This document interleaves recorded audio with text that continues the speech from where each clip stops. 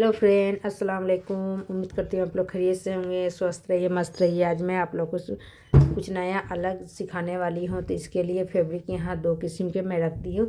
तो चलिए, जैसा बनाना है वैसा एक सैंपल मैं तैयार करके रखी हूँ जो आपको दिखाना चाहती हूँ। तो पहले देख लीजिए, समझ लीजिए, फिर आपको सिखाऊंगी जी यहाँ पर। तो ये समीज जैसा दिख रहा है, तो ये समीज नहीं है, ये लहंगा का ब्लाउज है जो समीज स्टाइल में बना के रेडी करके रखी हूँ। नेट का है और अस्तर फैब्रिक की ये जो है साटन का है, ठीक है। तो ये वर्क वाला समीज है।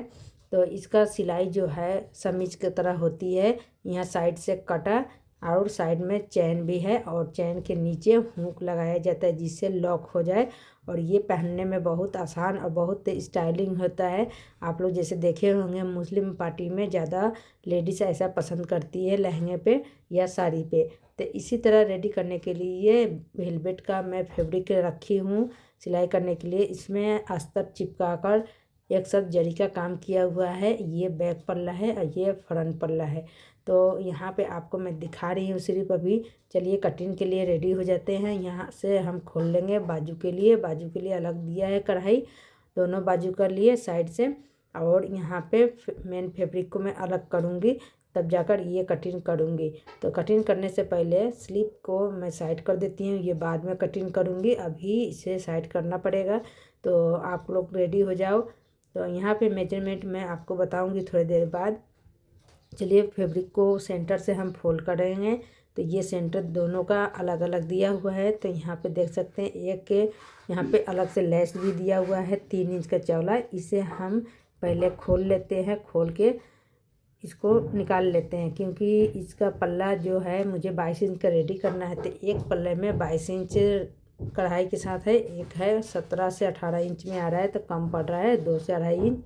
तो यहाँ पे लेस लगा के मैं इसे डिजाइन कर लूँगी और हाइट भी बढ़ा दूँगी जिससे मेरा यहाँ पे समीज का हाइट टोटल रेडी 22 इंच का हो जाएगा। और जो कुछ बचेगा एक पल्ले में यहाँ पे हाफ दे दूँगी तो सेम इक्वल आ जाएगा दोनों का डिजाइन भी और लेंथ भी। तो इसे भी साइड करती हूँ। अब चलिए यहाँ पे फोल्ड करने के लिए मेजरमेंट के हिसाब से हम सेंटर देखते हुए गला के जो कढ़ाई किया हुआ है उससे हम मिलाते हुए पहले किनारी को सही करेंगे। सही करके यहाँ से हम रखेंगे। तो फ्रेंड, यहाँ पे जब तक हम मैं कपड़ा बिछा रही हूँ, प्लीज़ वीडियो पे आ गए हैं तो लाइक करना, शेयर करना, कमेंट करना ना भूलना। बहुत आसान तरीके से समझाऊंगी। ये समीज ब्लाउज लहंगे का ये शादी के लिए मिला है मुझे, कस्टमर का है। तो मैं सोच रही थी आप लोग को भी सिखा दूँ इससे वीडियो के माध्यम से। तो यहाँ पे देखिए 22 इंच चाहिए, तो 22 इंच से 1 इंच सिर्फ ज़्यादा रखी हूँ ऊपर और नीचे हाफ इंच फोल्डिंग करने के लिए ये लेस के साथ। तो यहाँ पे टोटल मैं 23 इंच कटिंग कर ली हूँ। और यहाँ पे नेक चौड़ा 3.5 इंच है, तो मुझे चाहिए 2.25 इंच। उसी हिसाब से मैं यहाँ पे शोल्डर 6.5 इंच रख रही हूँ फोल्ड के बाद। तो आप अपने हिसाब से गला जैसे बड़ा छोटा उसी हिसाब से बढ़ा सकते हैं, घटा सकते हैं शोल्डर के लिए। उसके बाद में आर्म होल की लेंथ लेना है आपको 6.5, ठीक है, क्योंकि समीज बिल्कुल टाइट नहीं होती है, थोड़ी लूज होती है। और चेस्ट का 4 भाग में यहाँ पे लगा रही हूँ 10 इंच, ठीक है फ्रेंड। तो 10 इंच आ गया 40 का। इस तरह से लगा लेना है आपको निशान जितना भी चेस्ट है। उसके बाद में चेस्ट से नीचे 7 इंच पे यहाँ पे इस तरह से फीता रखना है और कमर का 4 भाग लेना है। तो कमर में 34 है, 34 का मैं 8.5 ले रही हूँ और टक पॉइंट का निशान दूंगी तो 9.5 इंच पे निशान लगा दी हूँ। तो सेंटर में टक पॉइंट देना है इसलिए मैं बढ़ाई हूँ। और उसके बाद में यहाँ से कट करना है, तो यहाँ से मिला के मैं यहाँ से सीधा ड्राइंग कर लूँगी। तो आप लोग समझ गए कमर का माप और चेस्ट का माप। उसके बाद में 2 इंच एक्स्ट्रा आपको अलग से लेना है, जैसे मार्जिन लेंगे तो यहाँ पे सिलाई के बाद कपड़ा छोड़ना होता है उसके लिए। अब उसके बाद ड्राइंग कंप्लीट हो जाएगी तो आपको ड्राइंग के ऊपर कट कर लेना है। तो फिर यहाँ पे जब भी आप कटिंग करो तो अपने हाथ में मार्जिन 2 से 2.5 इंच ज़रूर रखना, इससे आपका कपड़ा कम नहीं पड़ेगा। तो यहाँ पे हम कटिंग कर लिए हैं। तो फ्रंट पल्ला ये कटिंग हो चुकी है, देख सकते हैं। अब ये यहाँ से मिला के आपको अलग रखना है, ठीक है। अब बैक पल्ला की कटिंग करने के लिए आपको यहाँ इसी के ऊपर बिछाना है, ऊपर से बराबर करते हुए, क्योंकि नीचे छोटा है। तो अभी फ़िलहाल मैं इसको सेंटर में मिला के रख लेती हूँ, रख कर यहाँ से मिलाती हूँ, मिला के फिर कटिंग करूँगी फ्रेंड। तो बिल्कुल यहाँ से अंदर की तरफ कटिंग करना है मिलाते हुए। सिर्फ आर्म होल में थोड़ा 1 इंच छोड़ देना है। और नीचे देखिए 5 इंच कम हो रहा है तो डबल फैब्रिक से यहाँ रख रही हूँ। रख के कतरन जो बचा हुआ है उसको मैं मिलाते हुए रखूँगी सीधे में सीधा, और यहाँ से बिछा के कट कर लूँगी। तो इसी लेंथ मेरा कंप्लीट हो जाएगा फ्रेंड। जॉइंट से आप लोग सोच रहे हैं कि दिखेगा, पर नहीं, जॉइंट देने के बाद मैं लेस लगा दूंगी तो जॉइंट दिखेगा नहीं, अंदर ढक जाएगा। तो यहाँ पे फ्रंट पल्ला बैक पल्ला कटिंग हो चुकी है। अब यहाँ बारी आती है स्लीव कटिंग करने के लिए। तो स्लीव को मैं अंदर में सीधा कर देती हूँ क्योंकि चौक के निशान आ जाएगी, इसलिए उल्टा में रखना है फ्रेंड। रखने के बाद 2 फोल्ड में रखना है। उसके बाद में इस तरह से 4 फोल्ड करना है। करके आप यहाँ अपने लेंथ के हिसाब से 2 इंच एक्स्ट्रा लेना है। तो ये मुझे रेडी करना है 17 इंच, उसमें से और 2 इंच बढ़ा के 19 इंच पर कट कर रही हूँ।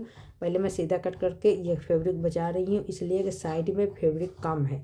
तो यहाँ पे मैं बिछा के रख दी हूँ। टोटल मेरा 10 इंच चाहिए था चौड़ाई, और 4 लेयर में यहाँ रख दी हूँ कि दोनों बाजू में मुझे आर्म होल में लेंथ कम हो रहा था, चौड़ाई कम हो रहा था, इसलिए चौड़ाई को बढ़ाने के लिए यहाँ पे जॉइंट दे दूँगी। और यह जॉइंट देने के बाद मेरा आ जाएगा। आने के बाद मैं सिलाई करके एक्स्ट्रा कपड़ा जो भी होगा मैं कटिंग कर लूँगी। फिलहाल आपको समझाने के लिए रख रही हूँ कि सिलाई के बाद ये फैब्रिक कितना बचने वाला है। तो देखिए यहाँ से यहाँ तक सिलाई लगेगी और बाकी एक्स्ट्रा कट कर निकल जाएगा। तो ये बाजू कटिंग हो चुकी है। अब सिलाई की बारी आती है। इसे कैसे सिलाई करना है मेजरमेंट के साथ। तो यहाँ पे सब कुछ मेरे पास है मेजरमेंट। मैं इसी मेजरमेंट के हिसाब से तैयार करके आपको दिखाती हूँ। देखिए चलिए, पहले गले से देखिए मैं कटिंग कर ली हूँ। कटिंग करके यहाँ पे रेडी हो गई हूँ। टक पॉइंट के भी निशान पे सिलाई मैं लगा दी हूँ 4 इंच के दूरी पे, और ऊपर से 13 इंच के दूरी लगाई हूँ। तो ऊपर से मैं टक पॉइंट के निशान 13 इंच इसलिए लगाई हूँ कि लेंथ जो है थोड़ा लंबी लड़की है और हेल्दी है, इसलिए। अब अपने हिसाब से लेंथ कम ज़्यादा रख सकते हो। तो ये टक पॉइंट के निशान ज़रूर लगाइए आप, फ्रंट पल्ला में भी और बैक पल्ला में भी देख सकते हैं। ये जॉइंट लगा दी हूँ। जॉइंट लगा के यहाँ पे देखिए गला भी छोटा कटिंग की हूँ। अब अपने हिसाब से बड़ा भी कर सकते हो, पर मैं नहीं कट की हूँ क्योंकि कस्टमर का डिमांड था छोटा गला। और टक पॉइंट दोनों साइड से मैं लगा के जॉइंट कर दी हूँ। तो ये सीधा में जब होगा दिखेगा नहीं ये जॉइंट, बल्कि लेस लगा के यहाँ पे मैं अटैच कर दूँगी। और यहाँ से यहाँ तक टक पॉइंट का निशान 5 इंच है। फोल्डिंग के बाद बचेगा 5 इंच, क्योंकि ये अभी ओपन में है, अभी पूरा कंप्लीट नहीं हुआ है। तो इस तरीके से आप रेडी करते हो तो आपका परफेक्ट आएगा।